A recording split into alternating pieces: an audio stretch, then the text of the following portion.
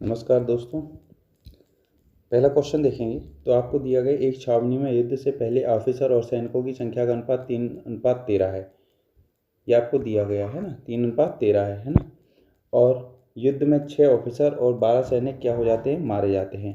तो अनुपात बदल के हो जाता है 1:13। तो युद्ध की छावनी में ऑफिसरों की संख्या ज्ञात करनी है आपको, ठीक है ना। तो ज़रा देखिए किस तरीके से हम करने की इसको कोशिश करते हैं। एक तो मैं आपको तरीका बताता हूँ डिफरेंट वाला। देखिए पहले आपके 3 कितने क्या थे, ऑफिसर थे, और 13 कौन थे, सैनिक थे। 3 ऑफिसर थे, 13 सैनिक थे, ठीक है ना।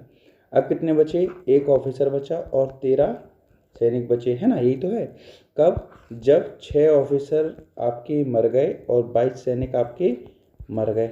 यही है ना सिस्टम। इसको लिखने का तरीका देखें थोड़ा सा, मैं आपको बेसिक तरीका भी बता दूंगा इसके बाद, ठीक है ना। तो हम इसको कैसे करेंगे, पहले हम जो ऊपर दिया गया है ना, ये इनका गुणा करेंगे तिरक में, ऐसे में उल्टे में। तिराती कितना होता है आपका, 39 होगा। और इसका ऐसे करेंगे तो क्या हो जाएगा आपका 31। तो पहले हम इनका तिरक गुणा करके क्या निकाल लेंगे, इनका डिफरेंस। तो कितना आ गया आपका 8 आ जाएगा। ओके है ना, ठीक है। अब हम इनका तिरक गुणा करेंगे। तिरछक कितना होता है, तिरछक होता है आपका 78, है ना। और 22 एकम क्या होता है आपका 22 होता है। फिर हम नीचे वाले का क्या करेंगे, इनका भी हम क्या करके तिरक गुणा करके डिफरेंस निकाल लेंगे। तो यहाँ से क्या आ जाएगा आपका, यहाँ से आ जाएगा आपका 56। तो इसका मतलब ये हुआ कि 8 यूनिट की वैल्यू कितनी है, 56। तो 8 बराबर क्या आ गया आपका 56। और आपसे पूछा गया है कि भाई निकालो क्या, ऑफिसर की संख्या। जो पहले जो छावनी में ऑफिसर थे उनकी क्या निकालना है आपको, संख्या। तो पहले छावनी में ऑफिसर कितने थे, 3 थे। हम क्या निकाल लेंगे, 3 बराबर। तो 3 बराबर क्या होगा, 56/8 गुणा 3। तो 8 7 56 और 7 दिया क्या होता है आपका 21 आंसर हो जाएगा, ठीक है ना। क्या आंसर हो जाएगा आपका 21 आंसर हो जाएगा। चलिए मैं इसको दूसरे तरीके से करके बताता हूँ। चलिए आपको दिया गया है पहले कितने ऑफिसर थे आपके, 3 ऑफिसर थे। तो हम इसको 3x लिख देंगे, है ना। और 31 क्या थे, सैनिक थे। तो इसको हम 31x लिख देंगे, ठीक है ना। अब क्या कहा गया है कि भाई 6 ऑफिसर मारे गए और 22 कौन मारे गए, सैनिक मारे गए। तो हम इनको घटा देंगे, कम हो गए ना। तो अब आपका रेशियो क्या बचा, 1/13। ये आपका बेसिक तरीका, आप इससे भी कर सकते हो, ठीक है ना।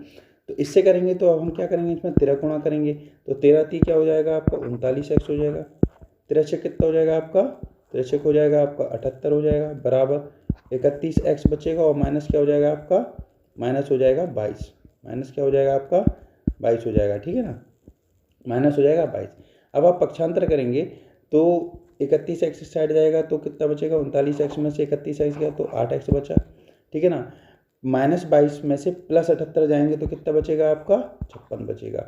इस प्रकार आप देखेंगे कि भाई x की वैल्यू हमें क्या प्राप्त हो गई, x की वैल्यू हमें प्राप्त हुई है 8 7 56 7, है ना। तो ऑफिसर की संख्या क्या मान ली थी हमने, पहले 3x थी।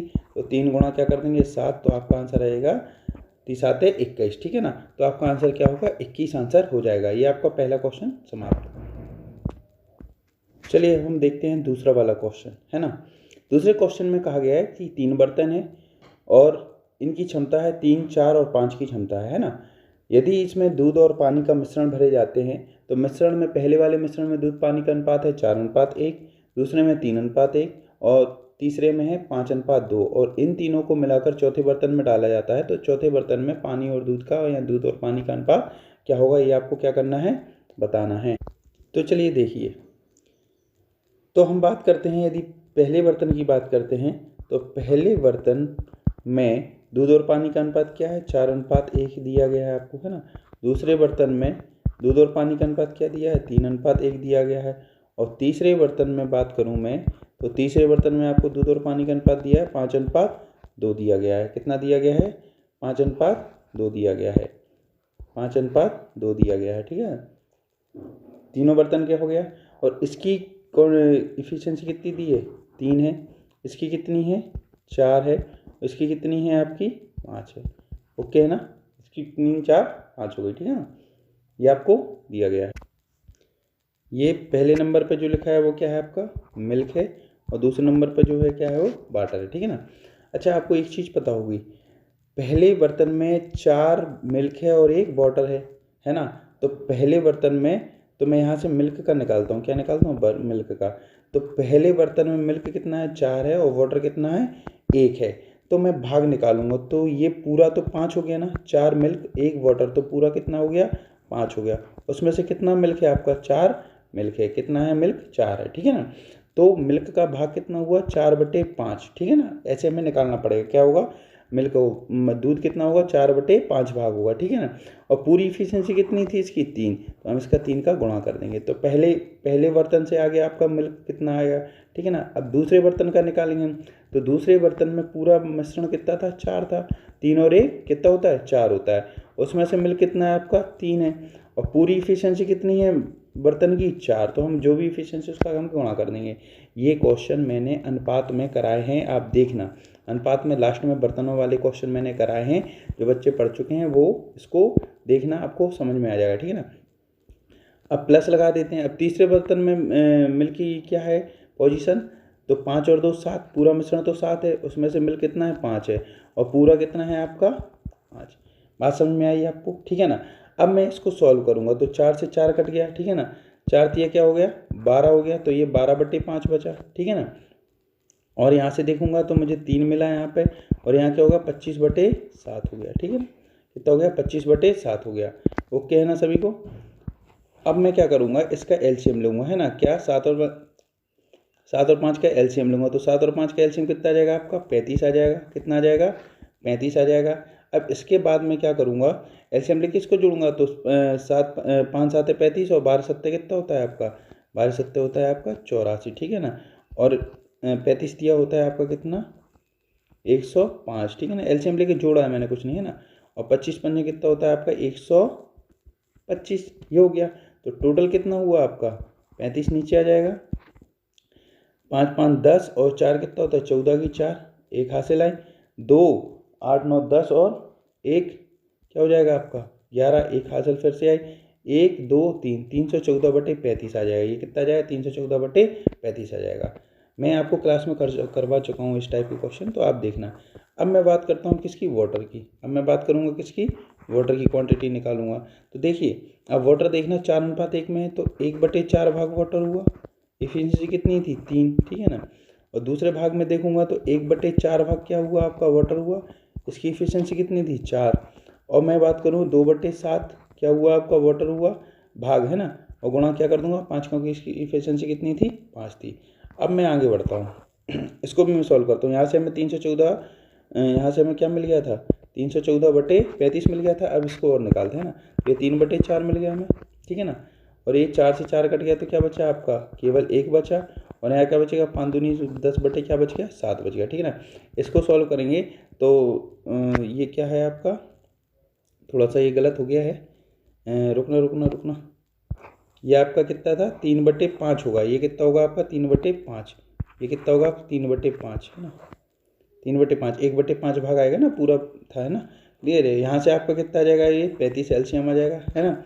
तो आप 7 या 21 यहाँ पे आ जाएगा, अब बस आपको जोड़ना है ना। 35 हो गया और ये कितना हो जाएगा 50 हो जाएगा। इन सबको आप जोड़ेंगे तो कितना बनेगा आपका 5 और 1 6, है ना। और 5 3 8 9 10, तो 106 क्या बना आपका 35 बचा। तो ये आपका क्या आ गया वाटर की क्वांटिटी आ गई। आपको निकालना है कि भाई मिल्क और वाटर कितना है, तो यहाँ से आपका 314/35 आ गया था। मिल्क और वाटर का अनुपात निकालना है, तो देखिए मिल्क कितना था 314/35 था, ठीक है ना। और वाटर कितना है आपका 106/35, कितना है 106/35, 106/35 है, ठीक है ना। तो हम इसको कैसे सॉल्व करेंगे 114/35 गुणा 35/106, 35 से 35 गया। अब इसमें आप भाग देंगे तो किस चीज़ का भाग जाएगा 2 का भाग गया, तो 2 एकम 2, है ना। 2 एकम 2, 2 पंजे 10, 2 सत्ते 14, इसमें दीजिए 2 पंजे 10, 2 3 6, है ना। तो 157/53 आपका क्या होगा आंसर होगा। ये बढ़िया क्वेश्चन था, 157/53, 157/53, हाँ सी वाला आपका क्या होगा इसमें आंसर होगा 157/53, ठीक है ना। इसमें एलसीएम करके भी कर सकते हैं, बहुत सारी चीज़ें हैं, लेकिन अभी अपन एक एक क्वेश्चन इसी तरीके से सॉल्व करके चलते हैं, ठीक है ना। चलिए अब नेक्स्ट क्वेश्चन की तरफ देखिए जरा क्या कहता है। नेक्स्ट क्वेश्चन कहता है कि एक त्रिभुज है जिसका कोण क्या है, इसको लॉक कर दूँ मैं, हाँ। एक त्रिभुज ABC है जिसमें B और C का बाह्य समद्विभाजक बिंदु ऊपर मिलते हैं, कोण A 70 है, तो कोण BOC का मान ज्ञात कीजिए। देखिए एक त्रिभुज है, मैंने आपको बताया है क्लास में, अभी जब अपना ये चल रहा था ना मेंसुरेशन चल रहा था तब मैंने बताया था। एक त्रिभुज है ABC, है ना, ये त्रिभुज है ABC, B और C का बाह्य कोण ये हो गया, मैंने आपको अच्छे से बताया था बाह्य कोण अंतःकोण क्या होता है।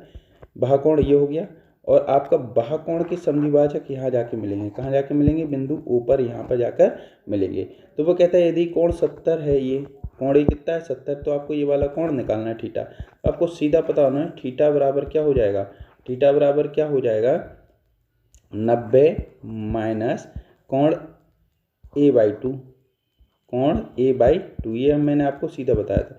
90 में से 70/2, मतलब 90 में से आपका क्या घट जाएगा 35 घट जाएगा, तो जो आंसर बचेगा वही आपका क्या होगा, आंसर होगा। तो आंसर आपका कितना हो जाएगा, 35 घटाइए 5 बचा 4, तो ये आपका आंसर आ जाएगा 55 डिग्री। कितना आ जाएगा आपका आंसर 55 डिग्री, क्या होगा आपका सीधा सीधा आंसर होगा। आप समझ पाए। चलिए अब चलते हैं नेक्स्ट क्वेश्चन की तरफ।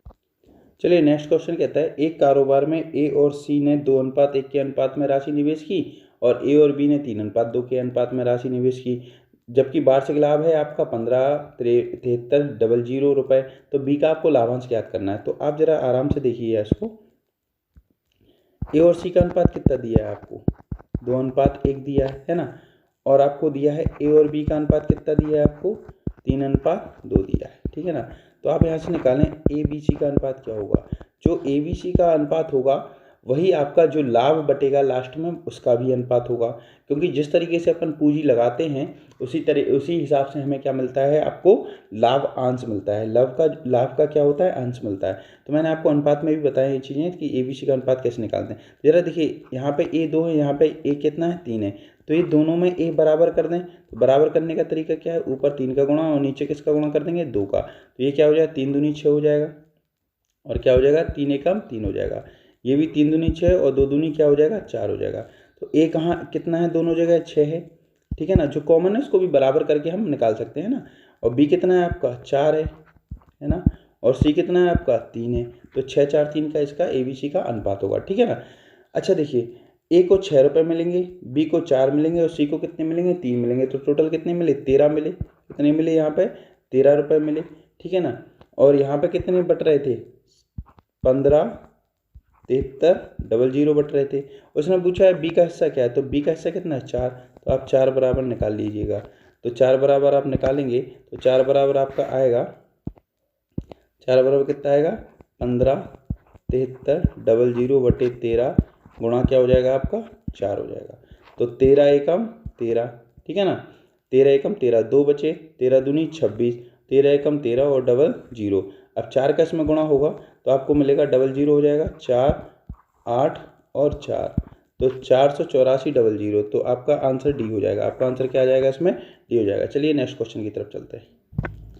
क्वेश्चन कह रहा है A और B का औसत आय 200 रुपये है, C और D की औसत आय 250 रुपये है। तो आपको बतानी ABCD की औसत आय क्या होगी। तो आप देखिए A और B की औसत आय 200 है, तो टोटल आय कितनी हो जाएगी 400, 200 गुणा 2 कर देंगे तो आपका क्या आ जाएगा, टोटल हो जाएगी आपकी 400 रुपये। C और D की औसत आय कितनी है 250, तो इसकी टोटल आय कितनी हो जाएगा 250 गुणा 2 मतलब 500। तो ये चारों मिलकर तो आपका कितना रुपये कमा रहे हैं 900 रुपये कमा रहे हैं। चारों मिलकर कितना रुपए कमा रहे हैं आपका 900 रुपये कमा रहे हैं। तो वो कह रहा है कि ABCD का औसत आय ज्ञात कीजिए। तो आपको पता है औसत बराबर क्या होता है, कुल आय। कुल कितनी है इन चारों की आय 900, और संख्या कितनी है 4। हम इसको में 4 का क्या कर देंगे भाग दे देंगे। तो 4 का भाग देंगे तो 2 बचा नीचे, और ये कितना बचा आपका 450 बचा। फिर 2 का भाग देंगे, 2 दूनी 4, 2 दूनी 4 और 2 पंजे 10। तो आपका 225 क्या होगा आंसर, जो है आपका ऑप्शन नंबर डी आपका क्या हो जाएगा आंसर हो जाएगा। चलिए नेक्स्ट क्वेश्चन की तरफ चलते हैं। चलिए नेक्स्ट क्वेश्चन आपसे कह रहा है 1, 3, 5, 7, 9, 11 इन 25 संख्याओं का औसत कितना होगा। तो आप ये देख पा रहे होंगे इस क्वेश्चन से कि प्रथम n विषम प्राकृतिक संख्या दी गई हैं। आपको क्या दी गई है, प्रथम n विषम प्राकृतिक संख्याओं का क्या निकालना है, औसत निकालना है। तो आपको ध्यान होना चाहिए कि प्रथम n विषम संख्याओं का औसत कितना होता है, आपका n ही होता है। जितना आपसे जितनी संख्या होंगी वही आपका क्या होगा औसत होगा। तो इसमें संख्या कितनी है आपकी 25 है, तो आपको औसत भी कितना होगा सीधा सीधा 25 होगा। आप देख लें प्रथम n विषम संख्याओं का औसत क्या होता है आपका n ही होता है। जो भी आपको संख्या दी है n ही होती है। तो इसका आंसर क्या होगा आपका 25। मैंने औसत में ये सारे क्वेश्चन कराए हैं। चलिए नेक्स्ट क्वेश्चन की तरफ चलते हैं। क्वेश्चन दिया गया है सूर्य का उन्नत कोण 45 डिग्री से बढ़कर 60 डिग्री हो जाता है तो स्तंभ की छाया की लंबाई 10 मीटर कम हो जाती है, तो स्तंभ की लंबाई कितनी हो जाएगी। तो जरा देखिए इस क्वेश्चन को, मैंने आपको कराया है ऊंचाई दूरी में, तो आप बड़े आराम से देखना। इस तरीके से होगा, छोटा कोण कहाँ होगा, दूरी की तरफ होगा 45 डिग्री, और बड़ा कोण कहाँ होगा 60 पास में होगा। जैसा कि आपको पता है कि भाई जब हम पास ऑब्जेक्ट के पास आते जाते हैं तो कोण आपका क्या होता है, बढ़ता चला जाता है, ठीक है ना। तो आपको 45 और 60, तो ये इक्वेशन जो बनती है, तो इसमें मैंने आपको सिखाया ये आपका क्या होता है 60 के सामने √3 होता है, और यहाँ क्या होता है आपका √3 - 1 होता है, ठीक है ना। √3 - 1 होता है, डायरेक्ट आप करेंगे इसको, है ना। मैंने पूरा चैप्टर बड़े आराम से आपको सिखाया है, ठीक है ना।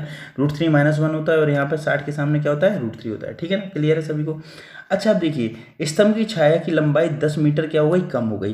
तो पहले यहाँ था, वहाँ से यहाँ आ गई, तो ये कितनी कम हो गई, 10 कम हो गई। इसका मतलब √3 - 1 आपको कितना दिया है, इसका मतलब आपको √3 - 1 दिया हुआ है। √3 - 1 की वैल्यू आपको दी है कितनी, 10 दी है। कितनी दी है, 10 दी है। तो आपको निकालना है स्तंभ की लंबाई ज्ञात करो, तो मतलब आपको √3 बराबर निकालना है। आपको क्या करना है, √3 बराबर निकालना है। तो आप क्या करेंगे 10/√3 - 1 इंटू √3, ये आपका क्या बनेगी, इक्वेशन बनेगी। अब इस इक्वेशन को हम सॉल्व करेंगे। तो ये इक्वेशन किस तरीके से सॉल्व होगी, ये इक्वेशन आपकी सॉल्व होगी घातांक करने की तरह से। तो देखिए 10 नीचे ही रह गया, ठीक है ना। ये ऊपर जाएगा तो √3 + 1 बनेगा, ठीक है ना। और नीचे क्या बनेगा 3 - 1 मतलब 2 बचेगा। आप करना है ना, अब इतना मैं नहीं बता पाऊंगा सॉल्यूशन कैसे आ रहा है, ठीक है ना। तो आप समझ जाएंगे, 2 पंजे 10 हो जाएगा, घातांक करने देखना आपको आ जाएगा ना। ये 5 बचा है आपसे, और ये √3 का गुणा करेंगे तो यहाँ पे 5 बचा, तो √3 कितना हो जाएगा 3 हो जाएगा, और ये √3 बचेगा। तो आपका आंसर आएगा 5 कोष्टक 3 + √3। तो आप इसमें अपन क्या करते हैं, देखने की कोशिश करते हैं कौन सा ऑप्शन सही है। 5 + 3 + √3 कितना है आपका आंसर, 5 + 3 + √3। तो यहाँ पे ऑप्शन चेक करते हैं, 5 + 3 + √3 मतलब सी वाला आपका क्या होगा, आंसर होगा। सी वाला आपका क्या होगा, आंसर हो जाएगा, ठीक है ना। चलिए अब चलते हैं नेक्स्ट क्वेश्चन की तरफ। चलिए नेक्स्ट क्वेश्चन देखते हैं। 1008 को किस एक अंक वाली संख्या से विभाजित किया जाए जिससे भागफल किया जाए, जिससे भागफल एक पूर्ण वर्ग संख्या बन जाए। ये सारे क्लास के क्वेश्चन है, आप एलसीएम एचसीएफ में इस क्वेश्चन को आप देख सकते हैं। तो मैं आपको बताऊंगा, ठीक है ना। फिर से दिखा देता हूँ। आपको क्या करना है, 1008 के क्या निकाल लेना है, आपको गुणनखंड निकाल लेना। गुणनखंड निकालेंगे इस तरीके से, पहले आप 2 का भाग देना, 2 पंजे 10, 0 4 है ना। फिर 2 का भाग देना, 2 दूनी 4, 2 पंजे 10, 2 दूनी 4, ऐसे बनेगा। फिर 2 का भाग देना आप, तो 2 एकम 2, 2 दूनी 4, 2 छक 12, ऐसे ही देना, ठीक है ना। आप गुणनखंड करते चले जाना, ठीक है ना। 2 छक क्या होगा 12, 2 3 6, ठीक है ना, 2 3 6। और नीचे जाएंगे तो नीचे क्या आएगा आपका, देखिए 3 से भाग जाएगा, आप किसका जाएगा 3 से भाग जाएगा, किसका जाएगा 3 दूनी 6, 3 एकम 3, फिर जाएगा 30 7 21 हो जाएगा। अब क्या का जाएगा 7 का जाएगा। तो आप यदि देखेंगे तरीके से इसको देखेंगे तो इसमें 2 2 के पेयर बन रहे हैं और 3 के पेयर बन रहे हैं। जो पेयर बनते हैं उसको छोड़ देते हैं। देखो 2 के 2 पेयर बने, 2 2 पेयर वाले आप छोड़ दो, 3 3 के, तो अकेला क्या रह गया 7। तो यदि आप इस संख्या में 7 से भाग दोगे तो ये क्या बन जाएगी, आपकी पूर्ण वर्ग बन जाएगी। ये क्लास में मैंने अच्छी तरीके से समझाया है। अब मैं क्या है, ये क्वेश्चन करा रहा हूँ तो इतना मैं आपको एलिब्रेट नहीं कर पाऊंगा, नहीं तो वीडियो बहुत ही लंबी हो जाएगी, ठीक है ना। जब मैं टॉपिक वाइज बताऊँगा तब आपको सारी चीज़ें क्लियर कर दूंगा। तो आप इसमें कुछ नहीं करना, गुणनखंड करना, 2 2 के जो पेयर हैं उनको छोड़ देना, जो अकेला बचा है उसी का आपको क्या देना, भाग देना है। तो आपका सीधा क्या बन जाएगा, पूर्ण वर्ग। क्योंकि पूर्ण वर्ग वो संख्या होती हैं जिनका हम क्या निकाल सकते हैं, वर्गमूल निकाल सकते हैं, ठीक है। नेक्स्ट क्वेश्चन की तरफ चलते हैं। नेक्स्ट क्वेश्चन भी एलसीएम एचसीएफ से है। धनात्मक पूर्णांकों के ऐसे युग्म ज्ञात कीजिए जिनका योग 99 है और महत्तम समावर्तक 9 है। ये भी क्लास का क्वेश्चन देखिए जरा। यदि मान लूँ वो संख्या ए और बी है, यदि मैंने मान लिया वो दो संख्या क्या है आपकी, ए और बी हैं, ठीक है ना। तो यदि आपका महत्तम समास पत्र HCF 9 है तो पहली संख्या क्या हो गई 9A हो गई और दूसरी संख्या क्या हो गई 9B हो गई। आपको पता है HCF का यदि हम अनुपात में गुणा कर देते हैं तो क्या हो जाता है आपका संख्या बन जाती है। यदि मैं मान लूँ दोनों संख्याओं का अनुपात क्या है A और B है तो आपकी पहली संख्या क्या हो गई 9A और दूसरी संख्या क्या हो गई 9B। और कहा गया है दोनों का योग कितना बोला है उसने 99 है। कितना है दोनों का योग 99। आप देखना LCM HCF में डायरेक्ट ऐसे ही क्वेश्चन लिखा मिलेगा आपको, ठीक है ना। तो जरा देखिए अब यहाँ से मैं 9 कॉमन ले लूँ तो A प्लस B बराबर क्या हो जाएगा आपका 99 हो जाएगा। तो यहाँ से कटेगा तो क्या हो गया A प्लस B बराबर क्या हो गया आपका 11 हो गया। A प्लस B बराबर क्या हो गया 11 हो गया, ठीक है ना। सभी को क्लियर है ये बात। अच्छा अब देखिए अब आपको पता करने है कि कितने युग्म बनेंगे। तो आपको ऐसी दो संख्या चाहिए जिसका जोड़ क्या हो 11 हो। तो मैं देखूंगा पहली संख्या 1 हो सकती है और दूसरी संख्या 10 हो सकती है, ठीक है ना। और पहली संख्या 2 हो सकती है, दूसरी संख्या 9 हो सकती है, तब भी 11 बनेगा। पहली संख्या 3 हो सकती है और दूसरी संख्या क्या हो सकती है आपकी 8 हो सकती है। इस साइड से बढ़ाते जाना है, इस साइड से घटा देना है ना। 4 और 7 भी हो सकती है ना।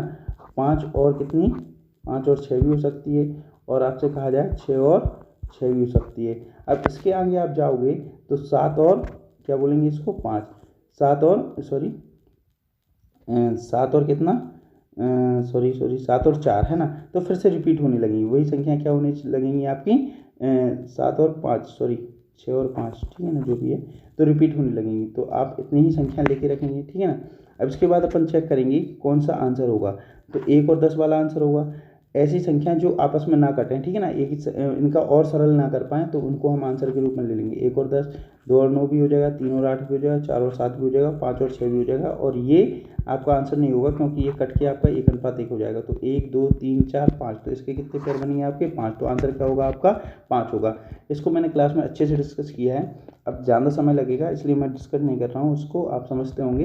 को प्राइम नंबर होते हैं ये, है ना। कौन से को नंबर लिए जाते हैं को प्राइम नंबर, या ऐसे नंबर लिए जाते हैं जिनका HCF केवल क्या हो 1 हो, ठीक है ना। अभी मैं जस्ट आपको बता के चल रहा हूँ। आशा करता हूँ आपको पहले से थोड़ा थोड़ा आता है उस प्रकार से